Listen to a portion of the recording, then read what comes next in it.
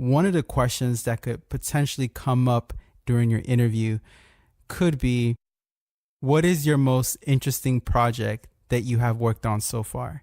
And I think we should kind of keep with that theme from last week, and I'll have you answer that question. Yeah. Wow, that's a very tough one. And I haven't been asked that question before. It's always a very tough question to ask me in particular, especially since I've worked on so many confidential projects. So I don't ever talk about those. Although my true, most interesting project is definitely one of those. So I go to my next thing now. I guess my most challenging and interesting project. Well, they're different. For interesting, I'd say for sure YouTube TV. It's because it's something that, for me, it was a 20% project that I was just randomly up to, or I was like, you know what, I wish there was a way to actually watch YouTube shows that I like in more of a time slot type of a form, I was interested in creating like the same experience you have where everyone watches a show at the same time, like Game of Thrones, and you can talk about it at the same time. And that was kind of the flaw for me for YouTube shows because, people watch them at different times. There's not that like united co-watching feeling that creates these like cultural, cultural phenomenon type of events. So I started plotting out ideas and prototyping for what if we put YouTube shows in an episodic programming guide, so that they appear on a slot. You can watch them anytime still, but for people who just want to make that transition, one from like cable to using YouTube as your primary source, and people who just want to, share an experience with someone. So I started experimenting with that. At the same time, my official project was, working on different like YouTube conversational interfaces. And so the notion of co-watching came up a whole lot. And it became the most interesting project for me because it was just pioneering a new space, just working kind of like, in skunk work mode a little bit on something that I was really interested in doing, coming up with the next major shift for watching, internet video. And it kind of morphed into a whole lot more than what, I initially intended. I connected with another team that was doing something similar.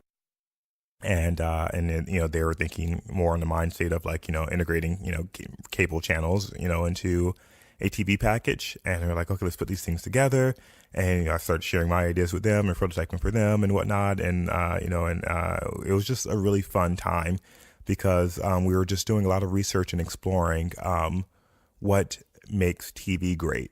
Because a lot of times in technology, you don't really go back and, kind of evaluate the thing that you're trying to disrupt, I guess, Can you talk about some of the stuff you did to explore that concept? Yeah, totally. I just literally read a whole lot of books about why TV is the way it is. What's the deal with time slots?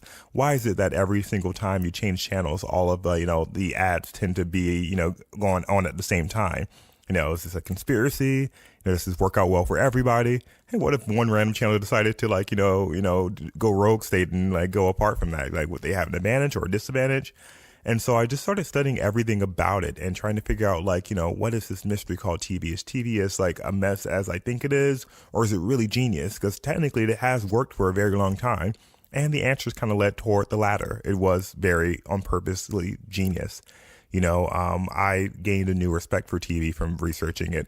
I talked to lots of people in the industry. I read a lot of books. I went down to Beverly Hills every other, it seemed like every other week it seemed, to just learn as much as I can.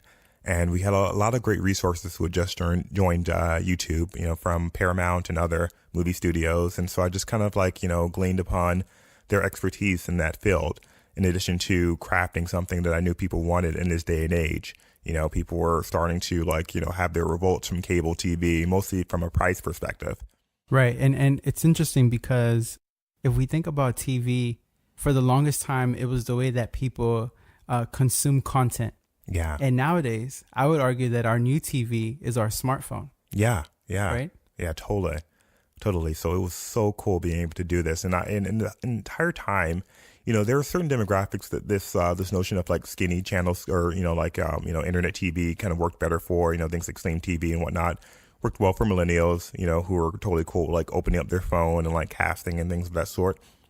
But I wanted to make sure that we mostly focused on people who grew up in cable like myself and people older than that, like my parents.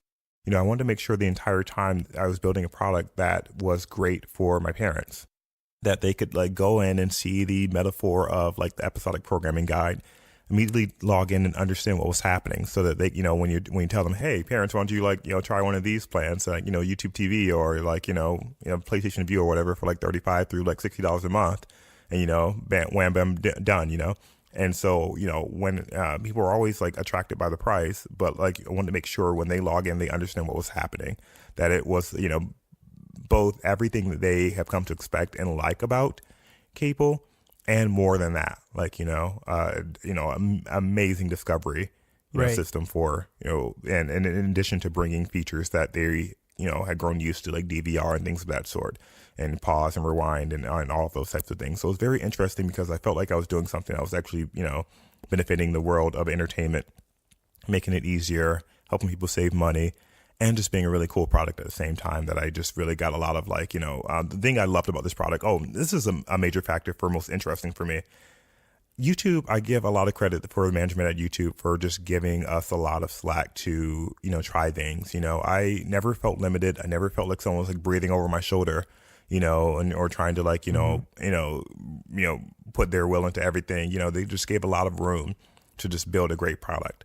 And that's what made it exciting, because I felt like complete ownership of it. And when you have that feeling, you have like a lot of like personal, angst and pressure that you give yourself to make it great. Right. And that, and then when you are, succeeding and whatnot, you just, just a passion and a spark that comes from that sort of thing, as opposed to feeling oppressed in terms of, from having way too much management control and direction over, what you're working. Yeah.